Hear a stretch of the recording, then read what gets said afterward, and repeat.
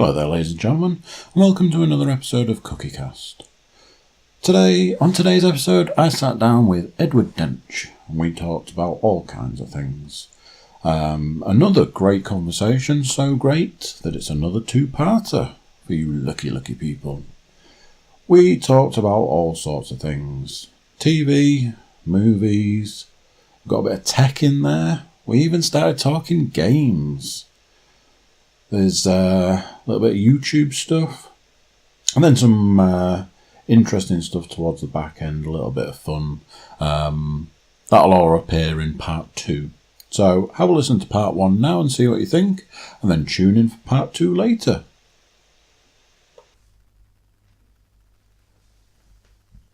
Right, podcast time. Edward Dench.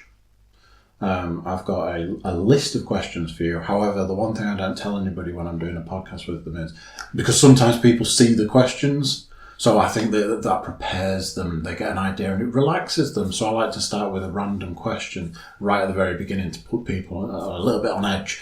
So, Dench, that's an interesting surname. So I'm going to ask the one question everybody expects. If you're an animal, what would you be? Probably a tiger. Nice. It just seems like one of those nice lifestyles. Get to sleep a lot as a cat, but I'm quite intimidating enough that I can take on a full-grown bear. You know, I don't want to be one of the sissy cats that hides in the backyard and gets terrified at the terrier next door running after me. I want to be a big cat, because I want to be able to sleep, and I want to be able to shout at the prick who's saying, "Get off your ass." No. No. I always remember the episode of My Name is Earl when that question was asked. And he was like, oh, well, I was going to say something, but I think a dog, because I get to sit on the sofa and sleep all day. And he was like, yeah, I want to do that as well. So they decided they wanted to be dogs. It's a trick of it. It's a question of what animal would you like to be over what animal do you think you most reflect? Because it's safe to say I definitely don't reflect a tiger. God knows I'd love to be one. I think I'd probably go sloth these days. Oh, God, but the tiring, slow life. But I don't think I could deal with the rape face. I just don't want to look that rapey. A really interesting explanation about sloths the other day, that they're slow for a really intricate reason. It's something about their metabolism. It keeps them from actually exhausting themselves because they have such a limited food source. Yeah. Kind of like pandas. Yeah. Very slow animals because their actual metabolism can't work with eucalyptus alone. And let's face it. What is it Sam calls pandas? Nature's evolution's dead end? Yeah, that thing was never supposed to make it to the top of the food chain. Hi, I'm going to survive my life on a food source that barely sustains me, and I'm only going to fuck once every 4 years. I'm just trying to kill my species here.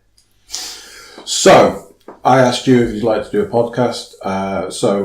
Generally, I ask people their knowledge of podcasts, because this is about my knowledge of podcasts. Having Paul I understand people talk. Yeah, I had Paul on, and he is one of the only 2 people I know in my life that listen to podcasts. And Paul's like me. Paul listens to a lot of podcasts. But like some people are like, "Oh, do you want to come do a podcast?" And they're like, "Yeah." And then I say, "So, what do you know of podcasts?" Nothing. So, have you ever heard a podcast? Have you ever heard of a podcast? I know the idea behind a podcast. It is a regular interval of somebody's explanation of the world or music or whatever they fancy talking about, and it's for people to get a regular update. I mean, the news do their podcasts. For people who can't actually just sit down and watch on a morning, here, download the headlines and listen to them in the car. I don't quite see I spend my life in happy ignorance. I don't need to be told about the world because, unfortunately, I would just take everything as gospel. So if I listen to the wrong person's podcast, I'd just become a right-wing nut. Or if I listen to the right person's podcast, I could actually just become the most ethical person in existence. And I don't think I need that.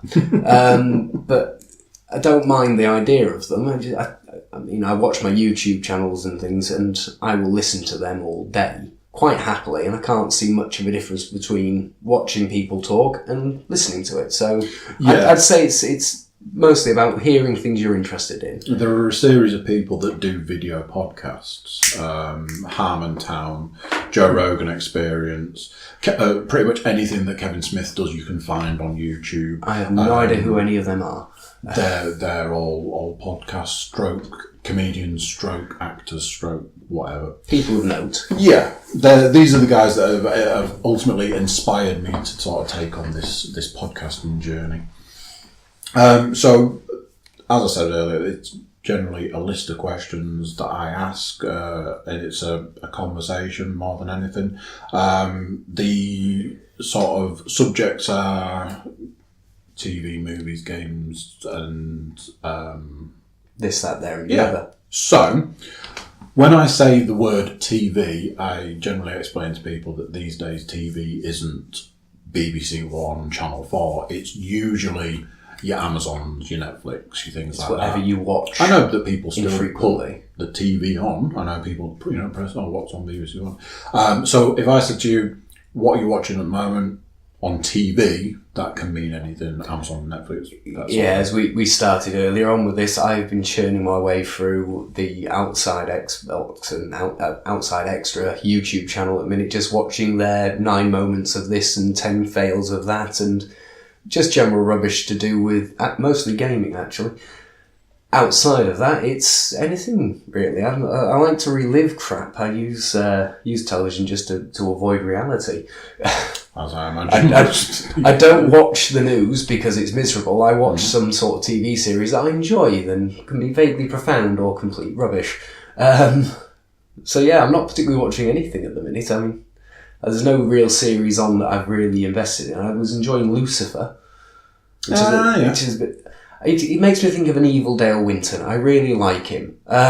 He's a compelling devil. Do you generally binge stuff? Because I know that's the buzzword. Are you like, I'm going to watch this series from series 1 until whenever it's up to, and then do you just watch them back to back? I generally just don't watch a series until it's finished. Right. I need to be able to finish it. I tried watching The Walking Dead, and I got to the end of it, and I caught it up, and I was so annoyed, so I had to wait. And get every episode one a week, and it just annoys me. And then they do that lovely American thing where they take a 6-month break. Seasonal break. It drives me up the wall. My favourite was when I was watching various TV series that were on like weekly, and there was the writers' strike, and there was no TV for quite a while. I was like, what do I watch now? What do I do now? Do we still have DVDs? Do they exist in this streaming age? They still exist. Quick, someone, dig out a VHS. Anything.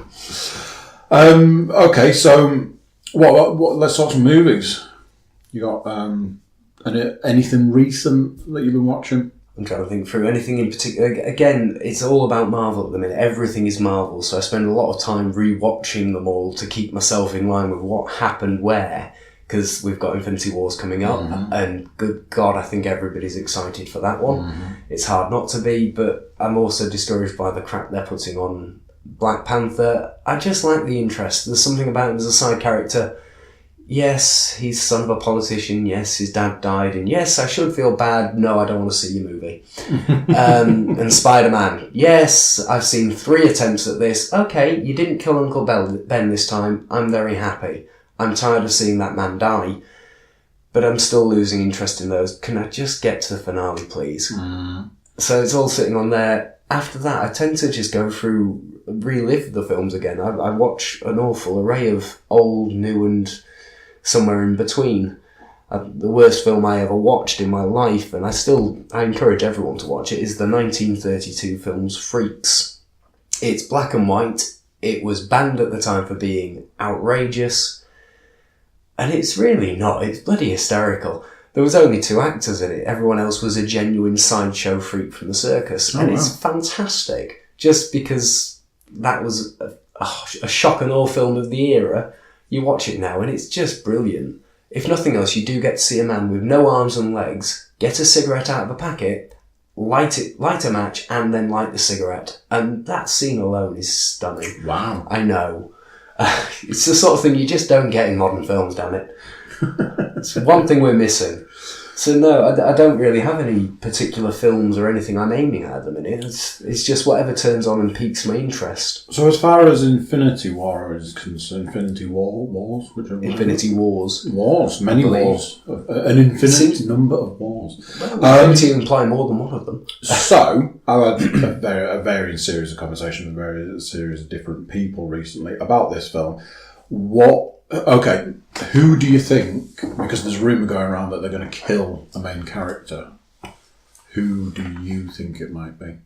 Ooh, I have no clue on that, actually. So it's got to be one of the key characters from within the actual series, and I'm guessing it's down to one of them. Either, look, I'm tired of this, I know I said do them all, don't want to do them all. I have heard a rumour that Captain America's sort of trying to sneak his way out after a film. Yeah. But he said it was after the 4th Avengers. At least there's a word in one of his actual interviews, so I'm not sure, because this film is technically the 3rd, although I think people consider Civil War to have been a mini Avengers. Does this count as a 4th? I kind of think it will be Captain, because he's the one who struggles through them. Although he's a great character, he's the most likely to be killed by a galactic supervillain, because let's face it, he was a 1940s man who was just a bit stronger than the rest. Yeah, to be honest, I'd seen something today that seems to say that the rumour that's going around is it is going to be Captain America that's killed off. It'd be a shame, because I always like his character. He's got all those good moral values. I think it's a problem when you've got an actor that doesn't want to do it anymore. And he's the one that's not really made any attempt to hide that he's probably not going to be in it for the long haul. I know Robert Downey Jr. had that thing where he was like, I'm done after Iron Man 3.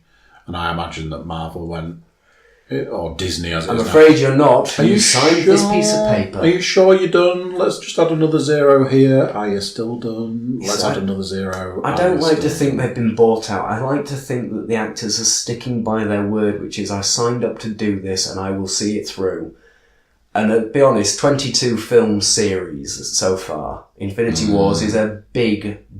I mean, it takes an entire day to watch Lord of the Rings. Imagine the marathon you're going to have to do for a Marvel film now. Yeah. Who fancies a Marvel trilogy? Yes, we'll take the week off. Well, we've got Bank Holiday Weekend coming up. We could get It'll take more than 4 days to watch them all. It will. Yeah. Christ, I think you can get through about 5 of them a day. Oof. Yeah, I suppose, yeah. I dread to think how long. But yeah, I like to think it's just that he is genuinely tired of it, and it's difficult to make a Captain America film because, and Civil War proved it, you can't do it with him alone. He is just a slightly strengthened man. It has to have something to do with his moral standing, and there's only so much moral standing you can put in a film. Yeah. I mean, his was against what they stood for and signing over to the EU, basically. You know, we want to control you, but we're not about being controlled. Okay, we're going to have a whole film to do with the argument of the group. I thought the film was called Captain America. Well, it's Captain America and Friends. Okay. It's basically Avengers. I really struggled with Civil War because I thought it was brilliant. Civil War is one of my favourite graphic novels. And if you read the graphic novel, the film is so... When they announced that the next film they were doing was Civil War, and I was like, well, that's interesting. You're only missing, 60 to 100 characters from it, and you haven't brought any supervillains in, and there's a big section in the book that's got all these supervillains. So how exactly are you going to do this? Oh, we're going to use 8 characters. Right. Okay. I'll watch it, but you're already annoying me. So there was that aspect... It's a tricky one because the whole of the Marvel Universe consists of so many more characters than you've got in Infinity Wars and Marvel as we currently have it. The MCU, as it exists, there's only so big they can make it before they just couldn't afford to film it. Yeah. We can't pay every single one of them. I think for the number of people they had to work with, I think they did a good job. They brought in enough side characters to pad it out. The problem was that I enjoyed it as a film. But I was already disappointed when I heard it was announced. Then we moved into, here's the trailer, and it's like, okay, so there's that, you can't argue with the airport fight scene. You can't argue that that's a great piece of cinema, but at the same time, there was a few characters missing. A few 100 people not to be seen. Yeah, because I'm there going, right, so when's Venom coming into it then? Yeah. They're making him a stand. They are making him a stand. I saw that. I thought Tom Hardy, Venom. Yeah. I was very upset I didn't get to see what he looks like. Oh. The teaser trailer got a lot of flack because people were like, we don't see anything. It's like, that's why it's called a teaser trailer. I think that's the best thing about the trailer. I just saw Tom Hardy and the concept and that grin. That's all it showed you. Oh, I look forward to this because let's face it, the last Venom they made was a little lacking. Mostly because the person infested was a whiny little turd. Yeah, I mean, that basically... I was going to say that basically killed his career, but I watched something that had him in recently. Predators? It's not the first time I've seen it, and I did that. I seem to remember really not liking that film. I wonder why. I'll watch it again. It's better than I thought it would be based on what they did with Alien vs. Predators and things. Yeah. To release that one, you kind of watched it and thought, this is going to be awful. Okay, it's not too bad. It's not great, but it's not too bad. Yeah. I got to a point where I was sick and tired of seeing Lawrence Fishburne's face. And he turns up in that and I'm like, oh my God. Which one is Lawrence Fishburne? Is he the guy with the nose? He's the crazy man that they bump into and who ultimately tries to kill them all. Oh, black guy in... Yeah. Oh, God, I know the films. It's in my head. It'll come to me. But no, yes, he's had a little spell where he's just in everything. Yeah. And I was watching everything he was in. I was like, oh man, it's Morpheus, isn't it? Thank you. I couldn't even think of it. I think because he's good. He's just suddenly the world went, we haven't seen him in a while. Hire him. Yeah, put him in everything, and then we'll see him. He's the new Samuel L. Jackson. Yeah. When I was driving here today, I drove past a guy, and I was like, is that Samuel L. Jackson driving a car? If I was to say to you, give me your top 3 favourite films, is that a question that you could answer? Or because I've been asking people recently this sort of question of, tell me your favourite films, and people go, I can't because... Do you have a favourite? Do you have a go-to? Bicentennial Man is definitely in my favourites. It's not one I watch a lot. It's not even one I would watch every other week because I love it so much. It's just, there is no drama. There is no trauma. It's a genuinely nice film. It's Robin Williams at his best. A little silly, but taking his role seriously. And it's just a lovely little story. I don't know if you've seen it. I don't know if you want me to. It's not a film I've actually seen. I had the opportunity to see it when I was doing film studies, and I think I missed maybe that lesson when it was shown or something. It's a film that I've not actually seen. It's a nice, simple concept of the whole, artificial intelligence and something happening. No explanation of how it happens, and there's no alternate sort of concept in the background to say that he's going to suddenly turn into Skynet and destroy the world. It goes completely a different direction. He just wants to be acknowledged for what he is, which is alive. And he doesn't try to kill humanity to prove it, which is quite a novel concept. And the whole film is just quite pleasing.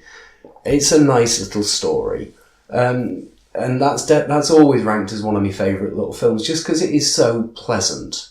There's just... The biggest trauma in it is he goes away and comes back to find part of his original family have all died, obviously. And he goes about, well, fair enough, I need family, I need connection. And he goes off and he finds his happy little life. It's just charming. It's a nice film. After that, I hit into my Disneys because I just love me Disney. I love the music, I love the characters, I love the side characters. There's an array of them, and it's hard to pick a favourite. So I think I have to actually... I don't think there's a favourite film, I think there's a favourite type. And I like my Disney. Disney is definitely in the top. I've got to say Moana's up there for me. It's a great musical score alone is fantastic. Moana. The characters are all compelling enough. Eddie Murphy's the right level of irritating without being sickening. It's Shrek. It's just great. Because Shrek hits up there. I mean, the Pixar's are also in there. Although they're part of Disney, they're not. Pixar films are very separate in my head. So no, I kind of have to defer to one film I genuinely love, followed by the genre of Disney, and sort of stop there. I don't think I could pick others in the top rank. I mean, Lord of the Rings hits in pretty big, visually, conceptually, it's just great, other than the plot hole about the eagles, which, well, it's a fatal flaw in design, but there is an explanation to do with why the eagle won't intervene in that way, but I'm not that sad. As people get very passionate about that one. Why can't I just find the eagle? Don't you dare. Oh, I will explain about the eagles. No, it's just not worth it. So, you'd have to go favourite film, favourite genre. Have you got a third one for me? Not particular. It's. I do like the music. Anything musical sort of goes in well. So I sit with Disney as a genre. I sit with my Baz Luhrmann as the actual film. Fantasy. I mean, I like me fantasy. I like me magic. I like me dragons. Again, it's not going to hit into a particular one because most of the fantasy films out there that are great. They're not. My favourite things don't really hit into films. I like a good series of things. So, I mean, the Full Metal series, both of them, Brotherhood and Non-Brotherhood, I really enjoy. They're fantastic stories that go in exactly the same direction and suddenly break apart into whole new realms. Yeah. But I love that concept in there. Spoiler alert and all this. Just to be fair to people, if you've not seen it, do. But I love this concept of devouring God. I love the religious tones that series hits into, and it's not a film, but as a conceptual story, I think is a fairer regime there. I would much prefer to actually classify what my favourite stories are, and I'm a big fan of the Full Metal. I love Full Metal Alchemist, as anybody that knows me might have guessed by you've got the homunculus tattoos. You've got your homunculus sticker on the back of your car. Yeah, it's one of those things that, especially Brotherhood. I mean, I love the original Full Metal Alchemist. Have you seen their live action yet? Netflix original live action. Unfortunately, I have. I was really pleased at how well they stuck to the visuals, but my God, it's so rushed. Yeah. There's no compelling story towards Alexander and the girl. It's just... Yeah. I love what you're trying to do. The thing that I really liked about it was Al. Al looks great. Al looks fantastic. They really nailed it. And that's probably what's the one thing you hated the most, other than the lacking story behind Alexander and the daughter? The actors that they've got to play most of the characters. Oh, you see, I was just going to say Winry. She doesn't even look like her. No, it's just... She's not carrying a wrench the whole time. I haven't seen her hit him in the head once, and she isn't even bloody blonde. Let me ask you this. Something that a mate of mine pointed out to me, because I've seen it, he's seen it, that sort of thing. Other than right at the very beginning, did they use any alchemy past a certain point? Not particularly. No. There's hints of it. They show you a mad fight scene at the beginning with the walls flowing and the rising of the ground and then them fixing the place. Yeah, and if that had carried on... But then all you see is the flame guy. You just see Colonel Mustang doing his snappy fingers. Yeah. That's about the level of alchemy you get from the film. So yeah, they've not done a justice to it. But no, and you know... The problem they've got with these things is you're touching stuff that is sacred to people, and you're gonna whichever way you go with it, you're gonna be messing with things that are sacred to people. It's the remake problem. You either hit too close and offend, or you completely change it and upset people. And you've got to do it right. There's such a fine line. Yeah, there really is, which is often why people think things should be left alone. I think there's certain things in the world can do with remakes, but there's certain things just don't break it. I mean, Disney are currently doing all of their live-action remakes. Yeah, and The Jungle Book, I give them some credit with The Jungle Book. They tried to sort of defy it a little. They kept the concept, but Christopher Walken doing a spoken version of I Want to Be Like You is just terrible. A Christopher Walken spoken word, I want to be more like you, doesn't work. It doesn't. King Louis should not be 700 feet tall and speaking like a bad gangster. It just doesn't happen. Yeah, some of the live-action remakes that they're doing sound weird. Have you heard the one about Dumbo? No. So Will Smith is going to be in the Dumbo live-action. Is that because of his ears? I had to bring it up. He has got big ears. But there's some strange, I don't even know how they're doing it, but... I heard about this ages ago that we're going to do a live-action Dumbo, and as most people who know me and will know this cast, the name does have relevance. She is a relation. At the same time as finding out about that, she explained that she just got herself apart with the man who does Sleepy Hollow and works with Johnny Depp a lot. I've forgotten the actor. Tim Burton. Thank you, Tim Burton, doing a new film where she was going to be playing a bird. My God, I was praying for her to be a racist crow. Good Jesus, I was. It wasn't. It was that bloody Mrs. Peregrine thing, right. which it wasn't the best film in the world. The time loop thing caused me massive confusion and trauma. It's like, well, I get it. There's continuity. I reject it terribly. It is very upsetting right now. You've ruined your own story. But my God, I was praying. Oh, what I would have given for her to be a bloody racist crow. I can't imagine how they're going to capture all that, because that's part of the lore of that film. Yeah. Is the racist crows. I wonder how they would tackle that bit in this day and age. Would they completely ignore it? It's not that they're sat there being racist, it's just the insinuation and the characterisation of them is tremendously offensive in modern day. But if you lose it, Dumbo won't be the same. See, I'm really looking forward to seeing the film Ready Player One. I don't do cinema. You might actually have to explain to me about what this is, because I still haven't watched a trailer or know anything about it. I used to go to the cinema all the time. I would go to the cinema every Thursday because a mate of mine worked at the cinema and I could literally walk in. This went on for years. Cheap tickets. And then he stopped working at the cinema. So the last time I bought a cinema ticket, I think I paid £1.30 for it. And then I went, oh man, I'm going to have to buy a ticket. And I went to them, I was like, oh. How much is it? £9? Fucked off. For this. And they wanted £5.50. And I went... If it's any consolation, sorry, it's 50p cheaper now. Sorry, I just wanted one ticket. And they were like, yes, that's £5.50, please. And I was like, oh, something's gone horribly wrong. And it was round about that time that I stopped going to the cinema, because I'd go, oh, let's go to the cinema, and me and the missus would go, and we'd get there and we'd buy 2 tickets, we'd buy some popcorn, and I would have no change from a £20 note. And I'm like, what happened here? Especially back in the day when you had to stash your sweets in your coat to hide that you were bringing them in from the shop. Massive coat on with a Tesco's bag up the front with and 2 children that they just couldn't see. Just one ticket for me, please. Yeah, just me. Yeah. No. Nobody under there. Why have you got a very small pair of legs? I'm not sitting on a child's shoulders. Mm-hmm. So at that point in time, I was like, right. And what they also did, which made it even worse, was they went, once a film has gone off the cinema, 3 months later we'll release it. So it was actually going to work out cheaper for me to buy it than to go to the cinema. So I was like, you know what? I can wait 3 months. So I literally stopped going to the cinema. You see, I did on the bit. I stopped going to the cinema when they started making crap films. Back in the day, films came out and they were always of good quality and they were great films, but now there's so many come out. It's just, is it worth wasting my money at the cinema when I could wait a while and it'll turn up on Now TV, Amazon Prime, Netflix, just on terrestrial if you're lucky. Yeah.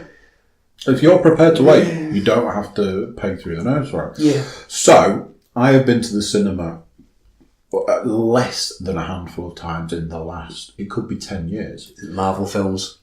I don't even do the Marvel stuff. I just go. I go for it at the minute. I have a big TV and I've got surround sound and I've got this that I can get a drink. I don't have to pay ridiculous. If I want a bag of popcorn, I'll pay £1 for a bag of popcorn and eat it on my sofa if I really feel the need. Home cinema experience. Cinema experience. So, it was the dream when we were all little to have a big TV, and we all have this now. So why do we? So why would we? So I stopped going. So in the last 10 years, I've maybe been a handful of times. I went to see. I think we've gone off topic. Actually, I'm guessing the point here is that Ready Player One is the only film you would like to go and see at the cinema. I am actually planning to do 2 cinema trips quite soon. One of them is Ready Player One, and the other one is I'm going to go and see Deadpool 2, because I went to see Deadpool 1. If your leg is anything to go by, it was a safe bet. Exactly.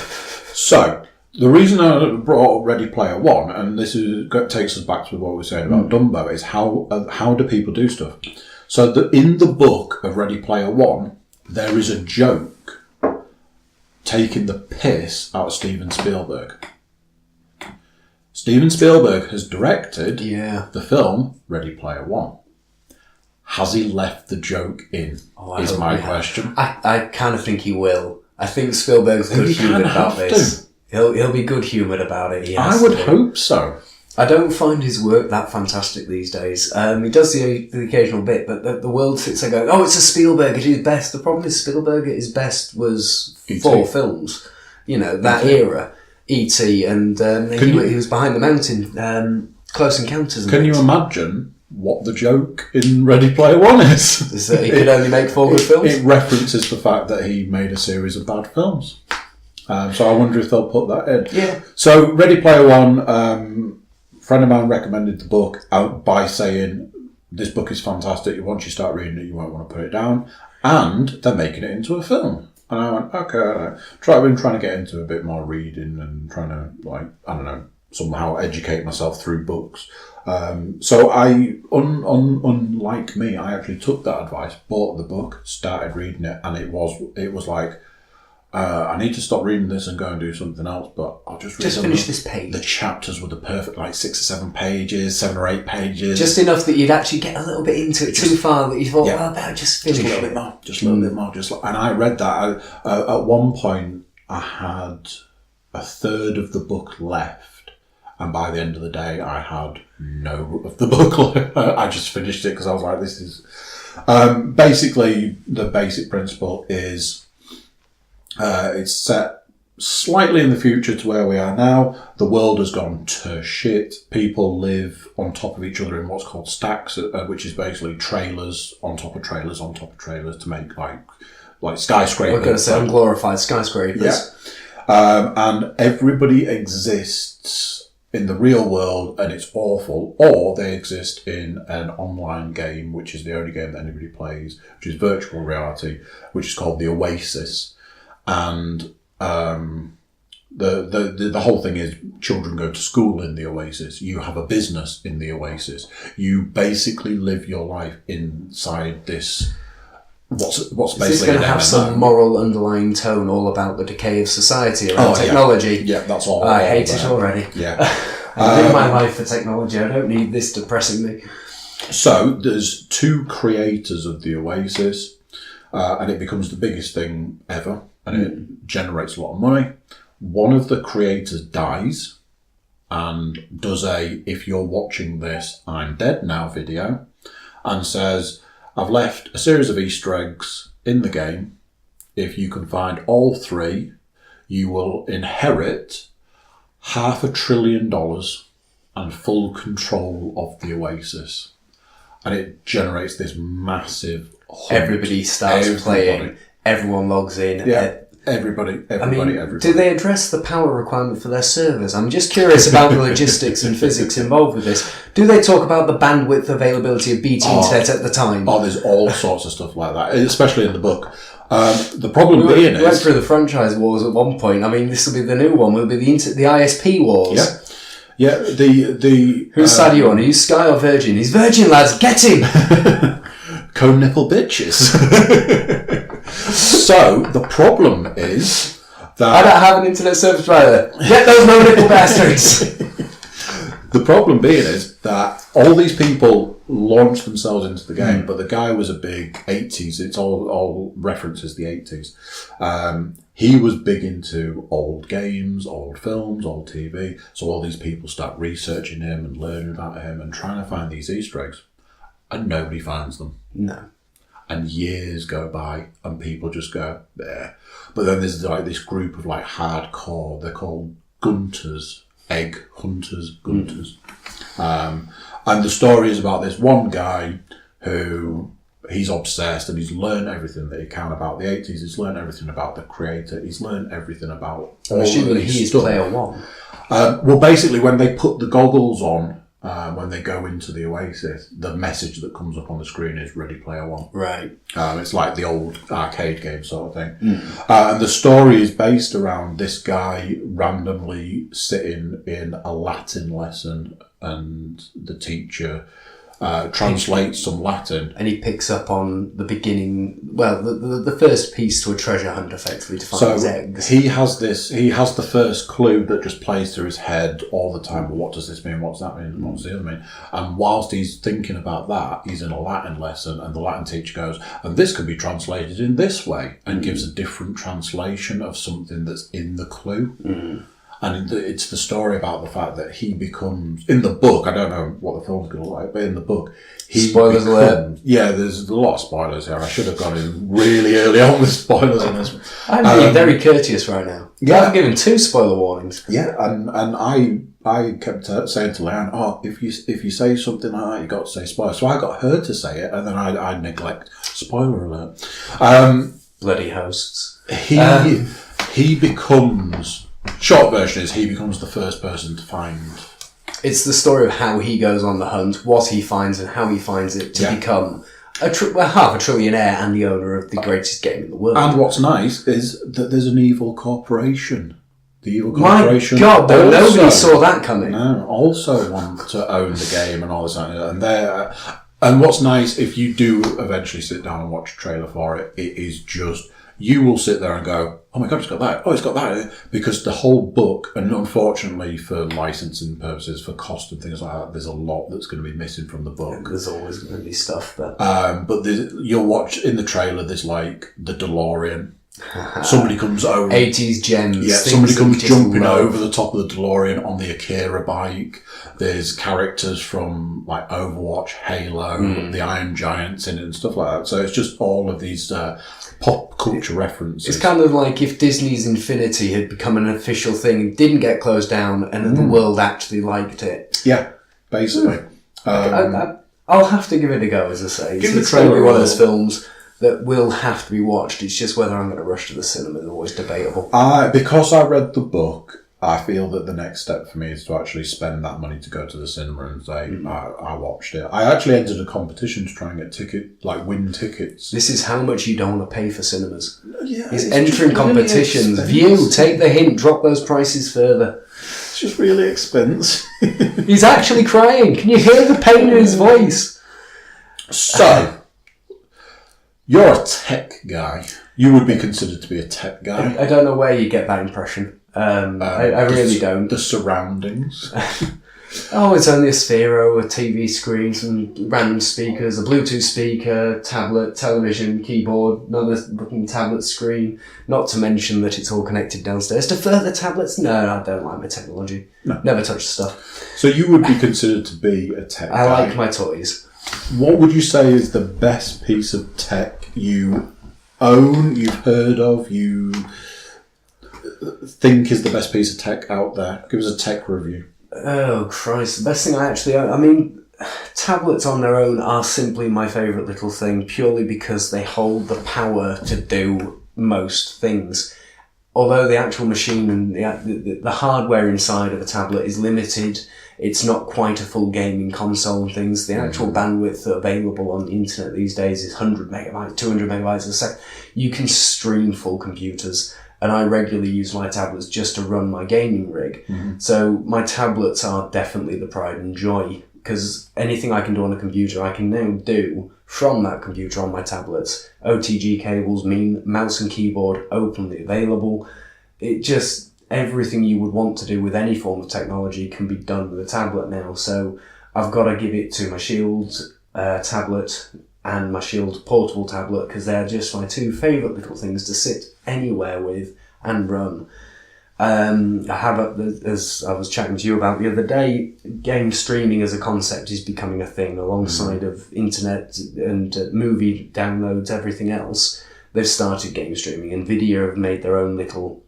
It's only got about 60, 70 titles available when you actually subscribe to it, but you can pay actual money towards any other games you'd like to add into that library, and they will give you an actual Steam code for it, so you can own the game physically to run on any computer, but it does actually give you full access on their condoned devices, so it's only available on the Nvidia Shield devices, but it means that you can play The Witcher on the go.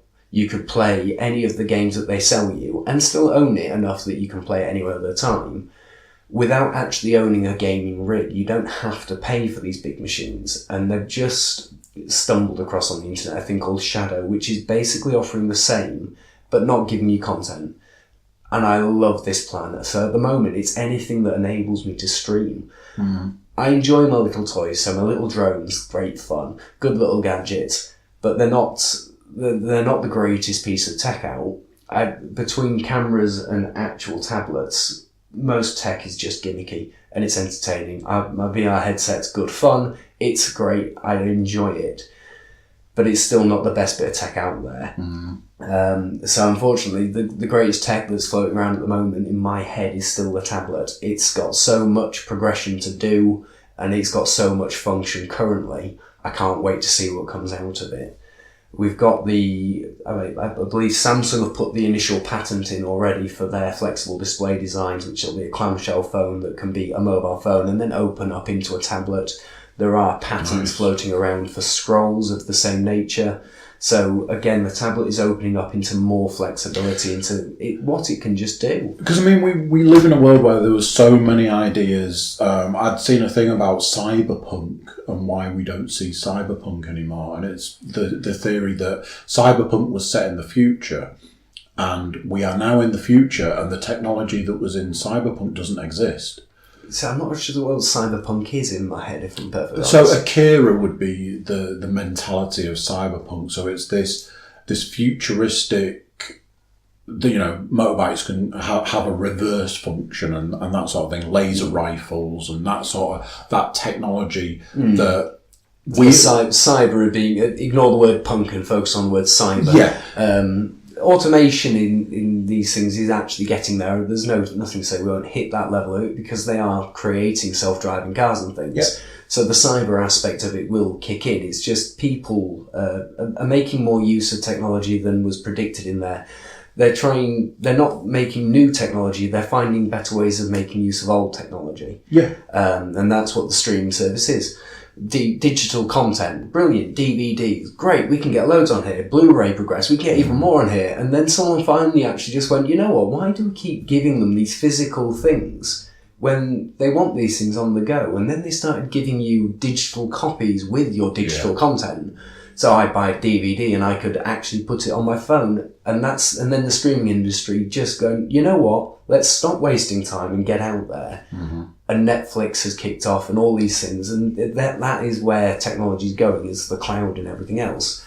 Once that's happened, cyberpunk could still go forward. Cyber as a concept will go progress because there's only so much of this, the things that we do, gaming, streaming and everything. Once we can do that any means, anywhere, anyway, well then technology is going to have to shift into the new thing, and that's where you're going to find these augmented reality systems. And so we already do virtual reality, augmented reality through phones and this. Mm-hmm.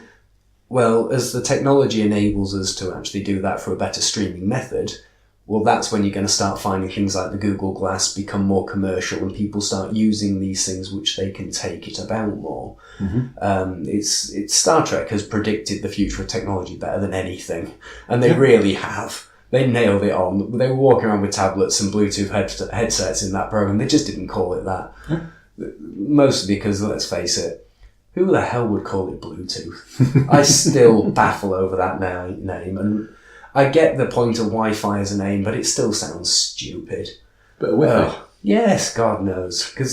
And that's opened the world to Wi-Fi Direct, which is WIDI. That is the base technology in streaming your screens to televisions and Chromecast and things is WIDI. WIDI. God, people need more imagination. They do. So, you've spoken a lot about sort of game streaming and games and things like that. What are you playing at the moment? Honestly, I'm not actually playing a huge amount. I keep trying. I really do. I was playing Prey, and I really enjoy it. I just can't seem to motivate to finish these bloody things. I keep picking up little things and I'm going to do it. I just can't seem to get my way through a game. Ever since The Witcher 3, I've not been able to finish anything. I keep dabbling in coding myself, so I think I've hit this point where I know what I'd like to play. Maybe I need to progress and make something. Make something you want to play. Which would be nice. I picked up Prey, I think I got it a little bit cheaper than when it had first come out. I got it on the sale for about 20 quid when it was pretty new, so I thought this would be great. And it really is. It was quite enjoyable, but I truly believe that I played that game wrong because I reached a point where the monsters got bigger and bigger and bigger and I had no ammo. Yeah. Because I just wandered around going, I'll shotgun you in the face, I'll shoot you with this, I'll do this, that, the other. But I realised that the resource in the game was limited and I hadn't realised that early enough in it. So I'm literally going, you're a very big monster. You're as big as this entire room. I've got A wrench. I was going to say the wrench is my best friend. I've killed more monsters with a wrench than I have anything else. But there's an electric gun in there, so you can basically taser shit. When I go up against an alien, all I figured out now is I need a taser and a wrench and I'll be fine. When the aliens invade. Oh, and super glue. Lots of super glue. Yeah. Preferably in a gun form. It's a great game. Simple concept. You hear this little scratchy noise and it could be a cup, it could be that picture. There's two of them and one of them's going to attack you in the face. I'm not sure which. It's a simple but very effective concept. I think they could have done more to make it a bit more of a terror aspect to it. It looks like it should have a bit more of a fear nature to it. The horror nature was a little... undersold. Yes, it was, yeah. It could have been terrifying or even just enough, a few more dark corridors and harder to notice the difference could have been good. But you mentioned the fear element. I remember playing Fear, the game. I've got all three. And I never finished the first one because I was too scared, not when I was playing the game. You see, I played Fear too late, I think, because it's got everything that I can't play Silent Hill. I still can't play it because when I first played it, I was a child, and that bloody heartbeat made mine go. And it had the best mechanic for setting you up for terror, letting you down gently. It's not going to happen, and then kicking you right where it scares you. Yeah, I couldn't. Oh, that game! I never finished it, and I still can't play it. There's a lingering terror in my head that makes me think I'm 5 again, and all I want to do is hide under my bed. See, great game. I've been doing something recently where I've been picking up old games, but games that are in a franchise, and going back as far as I can. So 2 that I've done it with recently. One of them was the Sniper Elite game. So I got Sniper Elite 3 because I knew it was a 4. Experience what it's like to be a real sniper. Yeah, because real snipers go on gun-ho rampages after taking out the target and it's just god-awful. I quite enjoyed 3, so I bought 4. Was that because you got to shoot Hitler in the testicle? It's the best thing about that game. Let's kill Hitler. Yes! The thing with 4 is that they've done the thing that I actually hate in franchise games. They've gone, let's make this game more accessible for the average gamer. And I'm like, but that's not what we're playing this for. We're playing this because we want to play a sniper game, not it could be anything, it just so happens to be called Sniper. There's a game on Steam, and I bought it mostly because visually it was stunning. It is called Hunter Call of the Wild, and it is a hunting simulator. Mm-hmm. But it is brilliant in that sense that when you are crawling through the grass flattens. The animals, when they run, leave trails, and the mechanic of it is just flawless. But if they tried to make it so that everyone wanted to play it, there'd have been an alien turning up in there, a corridor here that you had to run down, and some weird zombie creatures, it would have ruined it. As a game for what it's done what it wanted to do. And I think that's where Sniper Elite is going horribly wrong. It isn't a sniper game. It's a gun-ho first-person or third-person shooter with a sniper element. But as soon as you've shot your target, it's going to turn into a standard bloody game. Yeah. They epically fail at making a sniper game because people don't really want... It takes a select type of person who wants to sit on a hill for 3 hours waiting for their target perfectly. Yeah. Because unfortunately, if I played a genuine sniper game, I would be more than willing to do that. As long as the visuals are good, I could quite happily sit there waiting. I know he's going to turn up and read that book one day. I'm going to sit and stare at Pride and Prejudice until Napoleon walks in thinking, I could just do with reading that. He will want to read it one day. And as long as no one spoils the ending, one of his fucking men's going to tell him Emily dies. Oh, Jesus Christ. And if they do, it's okay, because I'm in position. I know where he'll be weeping. I'll get him then.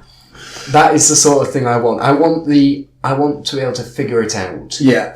And plan it ahead. 3, and then go for it. 3 had that. 4's kind of taken that away. Number 2 tried it, but again, it just ruined it. 2 was the first one I did, and 3, it just felt a bit too gun-ho-ish again. You were always running into places as opposed to setting up too much. Right. I didn't think it captured it enough. 2 was just so linear. I mean, a sniper game should be about orientation. I think the best sniper-based game I've ever played has got to be the Metal Gear 5 Phantom Pain. Because that game, you planned out the area, you looked around, you figured out where they were, you Yeah. picked your placement, and then you did it. And you could do the whole thing without killing anybody other than your target. Yeah. Yeah. That game, Good little game. best sniper simulator in the world. And it wasn't meant to be. The other franchise that I've got into, mostly because I was like, oh, well, I know that there's older ones, there's newer ones, and I went round about the middle, is the Civilization. So I went in... Hexy movement system. Yeah, so I went in into them. At number 3, and it was so insanely difficult. I was like... Very elaborate game was in. Yeah, I don't know I what tried I did wrong. 5.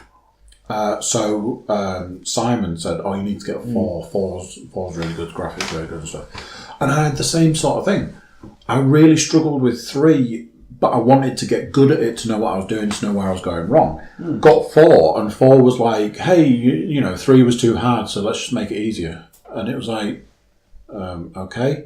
However, I have got into it a lot more recently, and I've been playing it. And As a strategy game goes, I don't think it's beaten. It's still highly rated as one of the best games out there. It is 6 for its purpose. It's 6 is now out. Yeah. 5, I think, is still the most popular, and I just can't play them. I don't know why. I think they are just overly elaborate as a strategy game goes. For me, they're just too much. I miss the good old days of Red Alert 2, build the base, take out the enemy. Yeah, we're done in half an hour. Hey, to be fair, I bought the remastered version of StarCraft, because that is the one I Legendary love, an strategy. RTS, and I'm like, StarCraft, and my mate was like, you do know they re-released it, don't you? I was like, what? We went on the old internet, and I'm like, oh my god, it's there, £13, bought.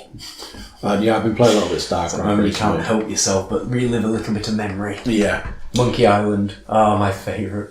I still need to buy Dave the Tentacle. I Jesus. am rubber, you ugly. It's the worst name in the world. What's your name? Guybrush Threepwood. Oh, that's a terrible name. What's yours? Man Come Seepwoody. Fucking awful.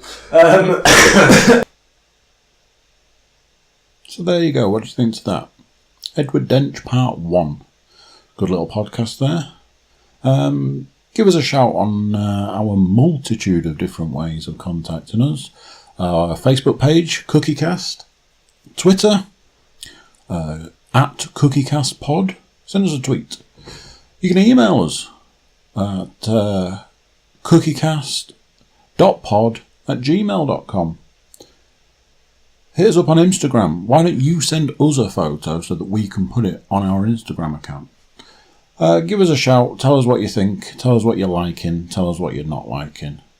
Tune in to the next episode of Cookiecast, which is going to be part 2 of this conversation I had with Ed Dench, which is coming right up. Bye-bye.